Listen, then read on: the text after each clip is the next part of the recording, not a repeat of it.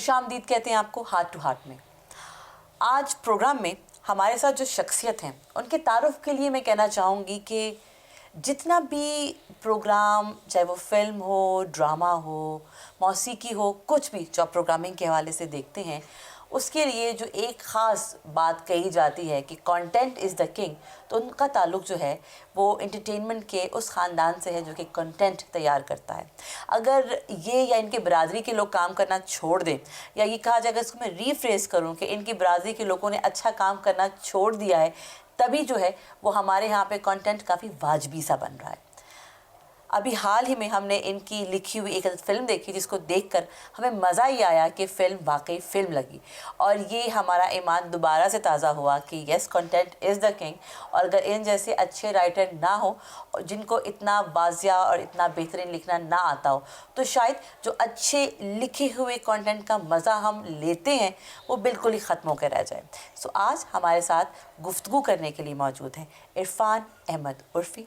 अस्सलाम वालेकुम। Thank you very much. First of all तो आपका शुक्रिया। नहीं, आपका भी शुक्रिया, आप आई, तशरीफ़ लाई और मौका दिया बात करने का। अच्छा, मैं आपको इरफान कहूँ कि उर्फ़ी कहूँ?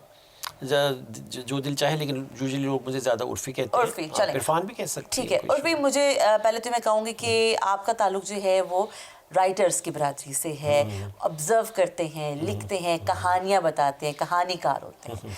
आपका काम जब मैं देखती हूँ और हम जब बात अभी कर रहे थे, तो मेरा वो ईमान ताज़ा हो कि अच्छे लिखने वाले भी ख़त्म नहीं हुए, ऑब्जर्वेशन भी करते हैं वो, और वो उसको कन्वर्ट भी करते हैं। क्या वजह है कि आपकी बरादरी जो है वो आजकल मज़ा सा काम प्रोड्यूस नहीं कर रही?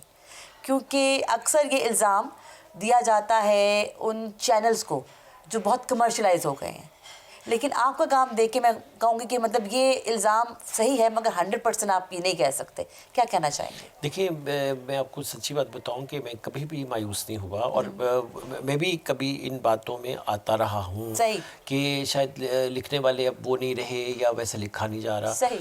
और ख़ासतौर पे अदब के हवाले से भी और उर्दू के हवाले से हमेशा से हमारा ये ख्याल है कि जैसे हमारे स्कूल्स में या हमारे तालीमी इदारों में जो मोस्टली जो जनरेशन है वो बड़ी अंग्रेज़ी मीडियम है, और जो जिस जनरेशन से मेरा ताल्लुक़ है, जितना ज़्यादा हम शायरी और अदब और अफसाने के साथ या ड्रामे के साथ हमारा था लिंक, वैसा नहीं है। अच्छा, ये ना मेरी बहुत दफ़ा मेरा ये जो मिथ है ना वो टूटी है, और मैं बड़ा हैरान हुआ और बड़ा खुश हुआ हूँ ये बात देख के कि हमारी जो यंग जनरेशन है इस वक्त भी जो है, जो हालांकि जिनका मीडियम ऑफ इंस्ट्रक्शन अंग्रेज़ी है, और जिसके बारे में हम समझ सकते हैं कि शायद उर्दू पढ़ना भी उनके लिए मुश्किल है, और अब तो खैर रोमन में अब तो सब कुछ और डिजिटल कुछ और हो गया, मगर ऐसी बात नहीं है। अभी भी लोग बहुत अच्छा लिख रहे हैं, बहुत अच्छी शायरी कर रहे हैं, बहुत अच्छा ड्रामा लिखने वाले हैं, बहुत, ख़ास तौर पे यंग जनरेशन और भी जो नौजवान लड़के लड़कियां, बच्चे बहुत अच्छी कहानियाँ उनके जहन में हैं। सिर्फ ये है कि वो जो प्लेटफॉर्म है ना, वो इतना, उसका कैनवस इतना बड़ा है नहीं, रूम नहीं है। हम एक बहुत छोटी इंडस्ट्री है, तो अगर हमें साल में या किसी क्वार्टर में हमें मैक्सिमम किसी एक चैनल को जितने ड्रामे चाहिए उससे कहीं ज़्यादा उनके पास ना लिखने वालों के मौजूद होता है, और या तो एक बहुत बड़ी इंडस्ट्री होती है ना, तो फिर वो उस बड़ी तादाद में केटर हो जाते हैं बहुत से लोग, बहुत सी डाइवर्सिफिकेशन सी आ जाती है। लेकिन जब मैं बात करती हूँ कि मुझे, जहाँ से मैं एज ए नाज़िर के तौर पे बात कर रही हूँ, मुझे ऐसा लगता है कि ऑलमोस्ट सिमिलर कहानियाँ जो हैं वो रिपीट हो रही हैं। अगर हम मतलब 80s का या चले अर्ली 90s का काम देखते हैं, तो वहाँ पर आपके पास किरदारों की वैरायटी होती थी। अभी के लिए या तो शादी करने की कोशिश हो रही है ड्रामा में, या शादी तोड़वाने की कोशिश हो रही है, या जो है वो कोई ऐसी फैमिली पॉलिटिक्स हो रही जायदाद के लिए जिसका किसी को पता नहीं है। सो मुझे ऐसा महसूस होता है। सो जो अच्छे राइटर्स की आप बात कर रहे हैं, सही, उनका काम कहाँ जा रहा है? हाँ, अच्छा, लेकिन वैसे आपको बताऊँ, ये जो ना ये बहुत फ्रस्ट्रेटिंग है। एट टाइम्स तो मैं भी ये कहा करता था कि जो प्राइम टाइम है, अब तो पहले तो 8 से 9 था, अब तो 7 से 11 हो गया होगा। तो मैं अक्सर कहता था कि आप सर्फिंग करें उस वक्त, तो आपको ना हर चैनल पे 2 कैरेक्टर्स एक सोफे पे जैसे हम बैठे हुए हैं और रिश्ते की बात कर रहे हैं, तलाक की बात कर रहे हैं, तो और वही चीज़ रिपीट हो रही है। सही। अच्छा, ये ना ये मार्केट का एक ट्रेंड होता है और वो अपनी मौत खुद मर भी जाता है, और जो भी बिल्कुल करंटली मर भी चुका है, आपको बताऊं। ठीक। अब आप देखें कि वो ड्रामे रजिस्टर हो रहे हैं इस वक्त, अनफॉर्चुनेटली, हालांकि गलत बात है, मुझे देखना चाहिए, मैंने देखे नहीं है, लेकिन मुझे पता होता है, मैं वेल अवेयर तो जरूर होता हूँ कि जैसे एक ड्रामे का बहुत जिक्र हो रहा है, परीजाद है, कुछ और भी हैं, और उनकी बहुत अनयूजुअल कहानियाँ हैं, एक्सपेरिमेंटल हैं, और मैं आपको बताऊँ ये वो स्क्रिप्ट है जो पिछले 8-10 साल से इधर से उधर हो रहा था, और फाइनली बन गया। और फाइनली जब बन गया, इसका मतलब है कि जो व्यूअर तो वही है, व्यूअर तो वही है ना। अच्छा, इसका मतलब है कि व्यूअर या तो उससे तंग आ गया है, और दूसरी ये है कि अब नई चीज़ जब आती है, जो भी एक्सपेरिमेंटल, अब तो वैसे भी ना व्यूअर बहुत इंटेलिजेंट हो चुका हुआ है, उसको एक्सपोजर बहुत हो गया हुआ है। हाँ, इसमें भी कोई शक नहीं कि जो अथॉरिटीज़ हैं, जो कंटेंट हेड्स हैं या चैनल ओनर्स हैं, वो भी ना इतने एडवेंचरस नहीं थे, नहीं है या नहीं थे। शायद उसकी वजह ये है कि वो जो देखिए, जो प्रोफेशनली उनकी भी वो ट्रेनिंग या वो ओरिएंटेशन या वो एक्सपोजर नहीं है। मैं तो इसको, ये पैसों की बात नहीं मैं करता, मैं तो इससे हमेशा प्रोफेशनल होने की बात करता हूँ। प्रोफेशनल होने का मकसद ये है कि वो जो भी काम आप कर रहे हैं, जिससे आप पैसा कमा रहे हैं, उसमें आपकी पहचान बहुत ज़रूरी है। देखिए, प्रोड्यूसर का जो रोल है ना, जो पीटीवी के ज़माने में होता था, वो अब नहीं है। अच्छा, अब फाइनेंशियर है या डायरेक्टर है। अच्छा, डायरेक्टर बेचारा तो वो ऑर्गेनाइजर होता है, कोऑर्डिनेटर होता है, वो तो स्पॉट बॉय है, स्पॉट गर्ल होती है, क्योंकि वो जो खाना भी आना है तो वो बिरयानी अच्छी नहीं है तो वो डायरेक्टर को लोग देख रहे हैं, गाड़ी पहुंच रही है जी, एक्टर ने वापस जाना है, वो डायरेक्टर को देख रहे हैं, तो डायरेक्टर के दिमाग में तो वो डायरेक्शन क्या करेगा। अच्छा, इसी तरह जो प्रोड्यूसर का रोल है वो फाइनेंशियर से अलग होता है ना, जिसमें उसने बहुत सी चीज़ें देखनी है, तो वो प्रोड्यूसर को स्ट्रेंथ पता होती है, जो कि पीटीवी के ट्रेंड प्रोड्यूसर्स को पता थी इन बात, उनके साथ जितने भी वो लोग हैं जो जिनकी वो ट्रेनिंग है और अब प्राइवेट सेक्टर में जो काम कर रहे हैं, तो उनके साथ जब मेरा ये तजर्बा है एज अ टैलेंट ना, तो वही मुझे कास्ट करेगा एक सर्टन कंटेंट के लिए, जिसको बिल्कुल आपकी स्ट्रेंथ का अंदाजा होगा। तो इसी तरह एक्टर्स होते हैं, इसी तरह बाकी लोग होते हैं, तो उस वजह से भी गड़बड़ होती है। देखिए, एक सीधी सी बात है, मैं ये समझता हूँ कि फिल्म है या ड्रामा है, तो आप इसको फोर्स ही नहीं कर सकते। ये ऐसी चीज़ नहीं है कि हम कहेंगे जी बहुत सक्सेसफुल ये चीज़ बनेगी, या चूँकि जब बाय दैट टाइम ये जब ऑन एयर होगा या बाय दैट टाइम जब ये रिलीज़ होगी फिल्म, तो उस वक्त ट्रेंड्स क्या होंगे आपको क्या पता। अच्छा, तो इसलिए इसका सिर्फ एक ही फार्मूला है जो समझ में आने वाला है, वो ये है कि आप अपना 100% दें एज अ कंट्रीब्यूटर। आप अगर जिस एरिया में अगर आप आर्ट डायरेक्टर हैं, अगर आप इवन अगर आप स्पॉट बॉय भी हैं, तो आप डीओपी हैं, आप डायरेक्टर हैं, जो है वो अपना 100% जब देता है, तो ऑफ कोर्स एक सेंसिबिलिटी की चीज़ है, और आप एक सर्टन पेज पे आकर के एक टीम वर्क पे जब, तो उसका रिजल्ट्स हम देखते हैं, उसके रिजल्ट्स हम देखते हैं, अभी भी देखते हैं, बड़े बड़े नामसायद हालात में हम देखते हैं कि रिजल्ट दुनिया में ये साबित होता है कि वो जो रिजल्ट निकलता है तो आप हैरान रह जाते हैं। तो उसका वो इसी से रिजल्ट निकलता है। इस चीज़ से कभी रिजल्ट अच्छा नहीं निकलेगा कि मैं ये कहूँ कि भैया मुझे पैसों की ज़रूरत है, मैंने पैसे पकड़ने थे, मैंने पकड़ लिए पैसे, मैंने लिख दिया। अच्छा, मुझे पैसे, मैंने वो किया ड्रामा मैंने इसलिए किया एज एन एक्टर, भाई मुझे उस बहुत ज़रूरत थी पैसों की, मैंने रेंट देना या मैंने व्हाटएवर जो भी है, और ये थोड़ी सी डिसऑनेस्टी है अपने प्रोफेशन के साथ। तो अच्छा, उसमें हम थोड़ा सा ज़रा पीछे जाते हैं। नादिया खान का करियर स्टार्ट हुआ ड्रामा सीरियल बंधन से, और उस टाइम पर पीटीवी था। सो आप चाहें ना चाहें, जिस के घर में टीवी था वो पीटीवी देखता था, पीटीवी के ड्रामे कमाल होते थे। मतलब ये बात तो कहना आई गेस एग्जेजरेशन हो कि आप ना चाहें, कौन नहीं चाहता कि ड्रामा देखे। तो उस बंधन में जो है वो आपने एक कज़न का रोल किया था। सही। अच्छा, और वो बड़ा नोटिसेबल आपका कैरेक्टर था, जो कि एंड तक बड़ा तजस्सुस रहा कि अच्छा ये अब किरदार जो क्या करेगा, ये विलन है कि ये जो है वो पॉजिटिव कैरेक्टर है, और बड़ा मज़ेदार आपकी परफॉर्मेंस थी। लेकिन हमने उसके बाद आपको टीवी पे देखा नहीं। तो मैं चाहूँगी कि आप हमें एक तो ये बताएं कि आप वहाँ पहुँचे कैसे, ठीक है, उसमें ठीक है, कास्ट कैसे, और ठीक बाद है। में दिखाई क्यों नहीं दिए फिर? ठीक है, ठीक है। अच्छा, पहली बात तो थोड़ी सी मेरा ख्याल आपको करेक्ट कर दूँ, मेरा ख्याल जी। मैं गलत नहीं हूँ कि वो नादिया खान के करेक्टर वो करियर का आगाज़ नहीं था। लॉन्च हम इस तरह से कहेंगे, वो पहला नहीं कहेंगे, लेकिन वो रजिस्टर है एज एन एक्टर हाँ। वो बट वो एज एन होस्ट एंकर तो कर रही वो थी, वो बिल्कुल, कर रही थी लेकिन ना, as an as an actor actor तो वो बिल्कुल, हाँ। हाँ। अच्छा, दूसरी बात ये है कि बंधन के बहुत पॉपुलर और अभी तक याद रहने की वजह जो मुझे समझ हाँ। आती है वो ये है कि वो पीटीवी का ना, पीटीवी के कबीले का ना वो आखिरी ड्रामा था एक तरह से। अच्छा, ठीक है, सही है, ठीक है, सही कह सकते हैं, सही है, तो हाँ। मुझे हाँ, ये 96 की बात है, तो मतलब उसके बाद फिर वो एकदम से बड़ा वो कुछ डाउनफॉल आया था हाँ। वो ओवरऑल पूरे सीन में। वो पीटीवी की अपनी होम प्रोडक्शन की ना आखिरी वो थी। आखिरी थे। और इस्लामाबाद का था, तारिक महराज ने उसको डायरेक्ट किया था, मंशा याद ने उसको लिखा था, जो वो हमारे उस पर लिटरेचर में भी हमारे उस्तादों का दर्जा रखते थे हैं, अब तो खैर वो दुनिया में नहीं है। और वो बुशरा रहमान के 2 नॉवेल्स थे, तो उन पे वो था। अच्छा, वो बिल्कुल एक्सीडेंटली मैंने किया। वो अच्छा। हुआ ये कि मैं पीटीवी के साथ में एज ए स्क्रिप्ट राइटर तो कंटेंट में थोड़ा बहुत काम करता रहता था शौक के लिहाज से ना। तो इन्होंने कास्ट तो किसी और को किया हुआ था इस्लामाबाद से अच्छा। ना, उस सर्टन कैरेक्टर के ठीक लिए। है। तो सेट लगा हुआ था, लाइटिंग हुई थी, सब कुछ हुआ था, और वो ऑन एयर जानी थी एपिसोड ना। ठीक है। तो मैं लाउंज वो पीटीवी इस्लामाबाद की लाउंज में सेंटर, तो नादिया खान और तारिक महराज खड़े थे और वो बड़े अपसेट थे कि अब क्या करें ना। अच्छा। तो मैं तो हमेशा तौसीक था, तो वो एकदम उन्होंने ना तौसीक को देख के ना, तो वो उसे कहते हैं कि तुम ये करेक्टर कर लो, और ये छोटा सा करेक्टर है। तब शायद पता नहीं वो सच थी झूठ थी, वो ये कह रहे थे कि वैसे आज का ही सीन है, एक छोटा सा ना डाइनिंग टेबल पे है, तो तुम कर लो।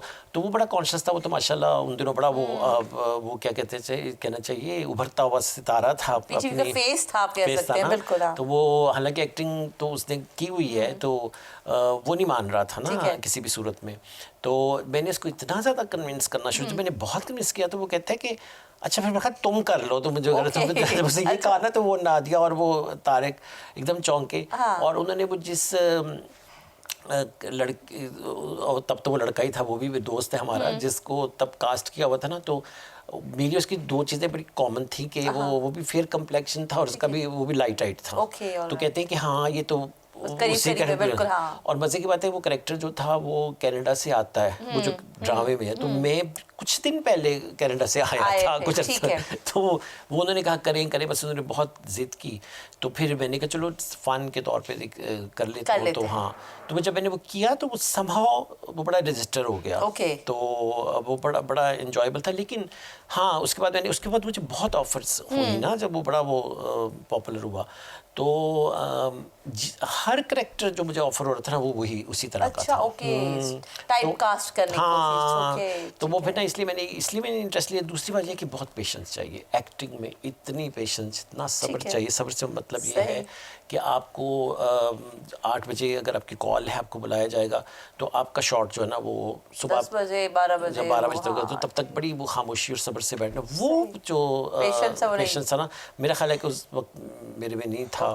और मुझे बड़ा वेस्ट ऑफ टाइम लगने लगा ना कि ये कितना वक्त का ज़िया है कि आप तो फिर मैंने इसी पे इत्तेफाक किया कि वो लिखना, ये जो शौक़ है इस तरह पूरा हो सकता है, क्योंकि इसमें यह है कि आपका अपना टाइम है। बिल्कुल ठीक, सही। और आप लोकेशन पे होना ज़रूरी नहीं है, आपका जगह पे जाना ज़रूरी नहीं है, तो वो इसलिए ये एक तरफ बैठ के मैं कर लेता। अच्छा, और फिर आपने एक फ़िल्म लिखी बाजी, और फिल्म क्या खूब लिखी, honestly it was very well written film, मज़ा आया उसको देखकर। और बड़े अरसे के बाद हम कहते हैं एक फ़िक्रा मकसद सुनते हैं कि पाकिस्तानी सिनेमा रिवाइव हो रहा है, लेकिन मुझे ऐसा एज अ व्यूअर मुझे महसूस होता है कि जो पुराना सिनेमा था और जो अब नया हमने रिवाइज़ कर लिया है, उसके दरमियान ब्रिज और गैप नहीं हो सके, जो गैप उसको ब्रिज नहीं कर सके। आपकी फ़िल्म जो है उसमें उसकी बड़ी झलक महसूस हुई, बड़ी खूबसूरती से पुराने गानों को जो है वो दोबारा से इस्तेमाल किया गया। It was very nicely done, उसमें एक नॉस्टैल्जिया था ना। सो अब मेरा सवाल जो मैं इसका जवाब चाहूँगी कि आप दें, एक फिल्म जब लिखी तो क्या मीरा ही जहन में थी? क्योंकि बाद में ये बात बहुत सुनने में आई कि ये मीरा ही की कहानी है जो कि उर्फी साहब ने जो है वो लिखी है। कुछ ने कहा कि नहीं, ये ऐसी बात नहीं है, मीरा की नहीं है, लेकिन हर हीरोइन की कहानी। आप क्या कहेंगे? देखिए, ये जो कॉन्सेप्ट था, जो आइडिया था, ये था साकिब मलिक का, जो फिल्म के डायरेक्टर और प्रोड्यूसर थे। और उन्होंने मुझे बहुत अच्छी 2 क्लासिक फिल्मों के रेफरेंस दिए। ये जो रेफरेंस इंडस्ट्री में ज़रूरी इसलिए होता है कि थोड़ा सा लुक एंड फील समझ आ जाए, बिल्कुल, कि जिसके चाहते साथ आप- क्या है हाँ, बेसिकली। बात हाँ, करें। तो वो ऑल अबाउट ईव और एक सनसेट बुलेवार्ड हॉलीवुड की बड़ी क्लासिकल और बड़ी रिकग्नाइज्ड वेल एक्लेम्ड फिल्में हैं, ऑस्कर विन की हुई हैं। और तो उन्होंने कहा कि मैं इस तरह की एक डिकेइंग एक्ट्रेस पे फिल्म बनाना चाह रहा हूँ। और तो उन्होंने कहा कि मेरे जहन में ना मीरा है। बिल्कुल ठीक अच्छा, है, ओके। जब उन्होंने ये कहा ना तो फिर साथ ही तो मीरा चूँकि उस एज ब्रैकेट में और Fall अपने कर रही, करियर हाँ। के उस पे थी, हालांकि कोई एक्टर डिकेइंग नहीं होता, मगर ये एक फिल्मी कहानी तो बनती है ना बिल्कुल इस तरह बनती की। है, बिल्कुल बनती है। तो और फिर ना मैंने कह तो रहा हूँ कि मज़े की बात है, हालांकि मज़े की बात नहीं है। मज़े की बात ये थी कि हमारी तो इंडस्ट्री भी डिकेइंग ओह, थी ना, यस। है ना। और जो है ना साकिब भी बहुत फिल्मी जहन बिल्कुल। का था, ठीक है। खुमाज आपको याद होगा उन्होंने हाँ उनकी हाँ, डायरेक्ट और की। आपको मज़े की बात बताऊं कि साकिब पता नहीं कितनी फिल्मों के स्क्रिप्ट जो है ना वो लिखवा चुका हुआ था, अच्छा, प्रोड्यूस ओके। कर इससे पहले। सही। और इवन जब खुदा के लिए बनी थी उससे भी पहले साकिब ने ही अनाउंस की थी एक फिल्म, बिल्कुल, बड़े और अरसे वो से। ना वो इसी टॉपिक पे थी, ओके। टेररिज्म और इस तरह की ठीक ना इस ठीक पे। ठीक लेकिन ठीक खैर वो ठीक। It was not a funded project, ये खुद से करना चाह रहा था एक फिल्म। तो तो ना साकिब के बारे में ये भी मशहूर था और इसने मुझे बताया भी था और मैंने सुना भी हुआ था कि इसको फिर स्क्रिप्ट पसंद नहीं आता और ये फिल्म नहीं करता ना। अच्छा, तो हुआ ये कि वो बल्कि इन्होंने सूरज बाबा हमारे एक दोस्त बिल्कुल है, बिल्कुल है, लाहौर में होते हैं, हाँ। एक्चुअली तो ये साकिब ने उससे कहा था। अच्छा। अच्छा, वो चूँकि उसका भी बड़ा फिल्मी एक्सपोजर है और बड़ा फिल्मी बिल्कुल सोच है ऐसे ना। ही है। और वुड यू बिलीव कि Suraj is just younger brother to me और मुझसे वो जूनियर भी है। He recommended my name okay, टू ओके। साकिब कि अच्छा। वो उर्फी, तो साकिब चूँकि इस्लामाबाद से हैं, कि आप जो है ना वो उर्फी से मुलाकात बात करें, करें हाँ। तो उर्फी आपको लिख के देगा। तो सही। इस्लामाबाद में भी यही और वो लिख सकता है। ठीक। एनीवेज वो फिर मुझे इस बात का इतराफ़ है, और हालांकि देखा जाए तो कंपेटिटर्स भी हम बन सकते थे, लेकिन खैर वो ऐसी बात नहीं। तो वो फिर जब हम बैठे ना तो एकदम से ना वो हम एक पेज पे आ गए। ओके। मेरा भी बड़ा वो फिल्मी अच्छा। ठीक है। अब इस फिल्म को जो आप सक्सेस की बात करी ना, उसकी वजह ये है कि ये बात मैं अपने स्टूडेंट्स को भी समझाता हूँ, बार बार कहता हूँ कि वो ना वो रूटेड था यहाँ पे ना। इंस्पिरेशन भले वो बाहर की थी, लेकिन आप देखेंगे हर करेक्टर, वो जो रियल लाइफ करेक्टर था वो यहीं के हमने उठाए। सब वो करेक्टर जो थे वो 4, 5, 6 करेक्टर थे, लाहौर और कराची के थे, फिल्म इंडस्ट्री से रिलेटेड थे। मीरा का जो बहुत अच्छी आर्टिस्ट है, she is a very good person, बहुत क्या सोल है वो, और कितनी वो जेन्युइन इंसान है, पर्सनली मैं बता रहा हूँ। लेकिन अनफॉर्चुनेटली जो कि हमारी इंडस्ट्री ऐसी थी, उसका ऑन कैमरा इतना लार्जर देन लाइफ ऑरा नहीं है जितना ऑफ कैमरा है। बिल्कुल सही कह रहे हैं, देखें तो बिल्कुल सही कह रहे हैं। अच्छा, उनकी जो फिल्म का करियर में उनकी मेरे ख्याल इंतहा है, 1-2 और फिल्में, खिलौना या कुछ और फिल्मों का नाम या कुछ कैरेक्टर्स का नाम हम ले सकते हैं। लेकिन वो जितनी ड्रामेटिक वो खुद हैं रियल लाइफ में, वो उसका किरदार ऑफर नहीं हुए उनको। और सबसे पहले मुझे ये डर लगा कि शायद मीरा ये एग्री नहीं करेगी इस कैरेक्टर को ना, ठीक है ना, चूँकि हमारा ये ख्याल था, मेरा ये ख्याल था, जो कि बिल्कुल टूटा, कि वो उसको समझाना मुश्किल हो जाएगा, मनाना इस बात में ना। तो मैंने साकिब को एक दो दफ़ा कहा, मतलब मीरा सुनने की थोड़ा नाराज़ भी हो जाएगी। मैंने साकिब के बीच में जब मैं लिखने बैठा ना तो मुझे लगा, मैंने कहा फिर मीरा ना मानी तो फिर क्या होगा ना। तो कहता कि मीरा नहीं मानेगी तो फिल्म नहीं बनेगी। उसे कहते कि करेगी तो मीरा ही करेगी। और वो हम इतने हैरान और खुश हुए कि मीरा ने इतना इंटेलिजेंटली उसको प्ले किया, उसको पिक किया, और उससे बड़े शौक़ से और बहुत प्रोफेशनली उसने डेडिकेशन के साथ काम किया। तो उसकी उस फिल्म के ना सक्सेस की वजह ये है, जो लोगों को पसंद की वजह सक्सेस, तो ऑफ कोर्स सक्सेसफुल तो वो हुई, रजिस्टर वो इसी वजह से हुई कि वो सारे कहानियाँ, सारे इवेंट्स जो थे ना वो रियल लाइफ रिलेटेबल थे हमारे लिए। वो एक पाकिस्तानी, प्योर पाकिस्तानी फिल्म है, बहुत अच्छा उसको हमने किया हुआ था। हाँ, तो वो पाकिस्तानी फिल्म, तो यही स्ट्रेंथ है हमारी, यही मैं कहना चाह रहा हूँ। बार बार ये कहूँगा कि हमें अपनी कहानियाँ अपने अदब से, अपने फोक ट्रेडिशन से, अपनी इर्द गिर्द से उठानी है, अपनी बात कहनी है। वो जिस भी ज़ुबान में है, पंजाबी में है, पठवारी में है, सराइकी में है, पश्तो में है, वो खुल के कहें, और वही हमारी स्ट्रेंथ है।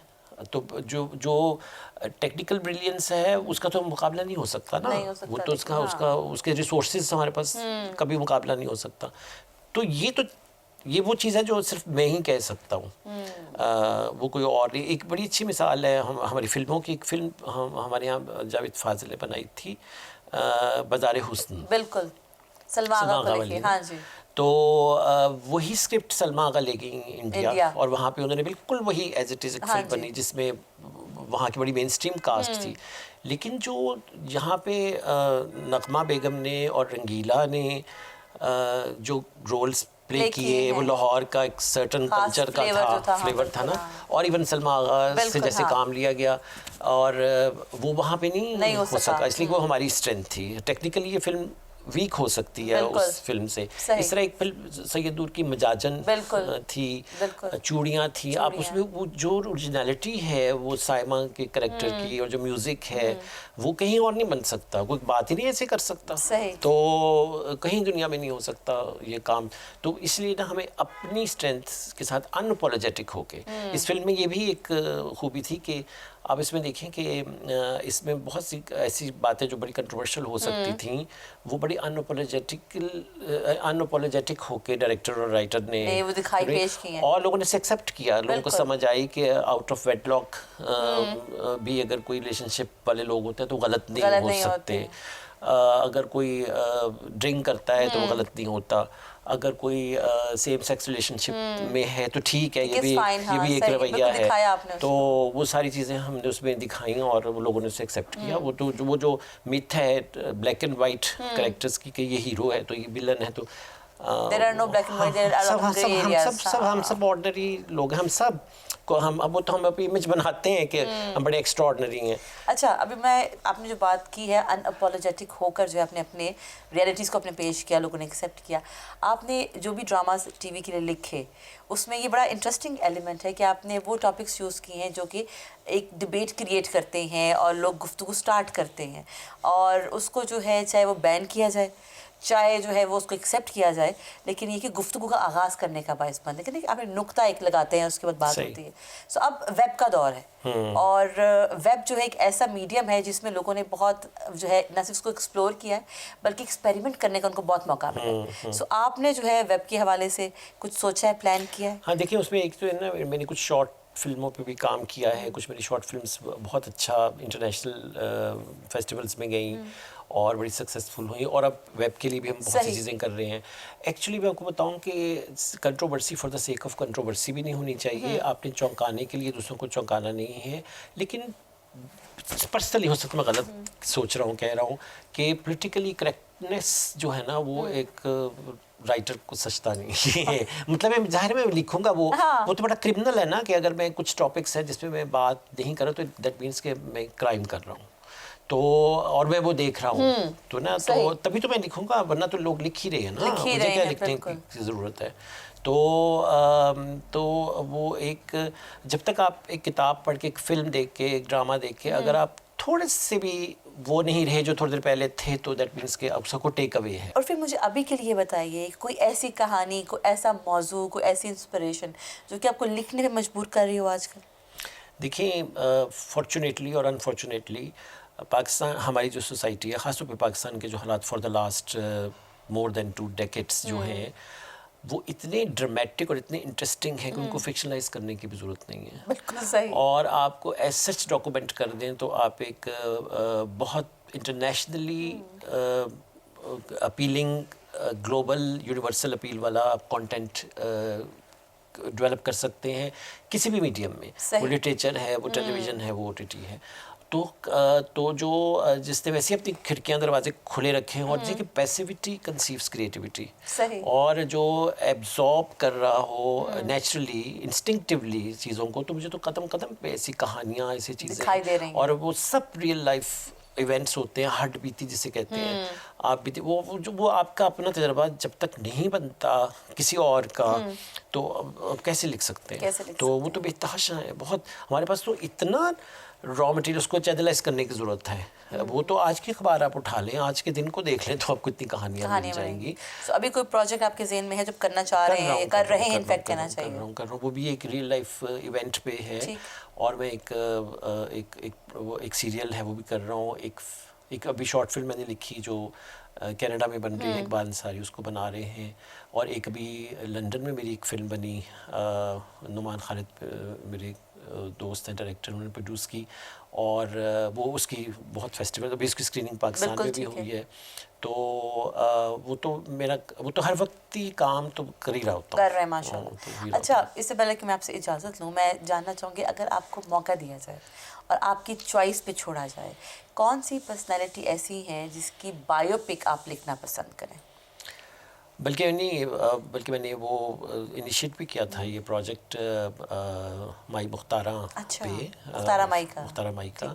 और चूँकि वो एक ऐसा प्रोटैगनिस्ट है, और भी हमारे यहाँ बहुत से हैं, मलाला भी है, बहुत से ऐसे करेक्टर्स हैं जो बहुत बड़ी सोशल एंड पोलिटिकल कमेंट्री पूरे अहद की भी है ना, उसके साथ, और वो सारा आप जो है ना पूरी इंटेरोगेशन है आपके जस्टिस, इनकी कहानी तो शुरू वहाँ से होती है ना जब वो बरी होते हैं लोग, है ना, तो आपके जस्टिस सिस्टम पे आपके जितने भी रवैये हैं सोसाइटी के, और जितने भी इंस्टीट्यूशंस हैं, जितनी भी पॉलिटिक्स है ग्लोबल इंटरनेशनल का, कितना असर रीजनल पॉलिटिक्स का, ये सब चीज़ें वो डिस्कस होता है। बिल्कुल सही। लेकिन अब वो ऑफ कोर्स वो अब मैंने नाम ले लिया तो अगर उन तक ये बात जाती है तो उनको इन्वॉल्व करेंगे, लेकिन मुझे थोड़ा सा भी है, थोड़ा सा मेरे कंसर्न भी कि अब वो पोलिटिकली करेक्ट भी होने की कोशिश करेंगी ना, अब तो वो एक अदारा है, अब अदारा है, हाँ, बिल्कुल, लेकिन वो हीरो है, ये मैं आपको बता दूं।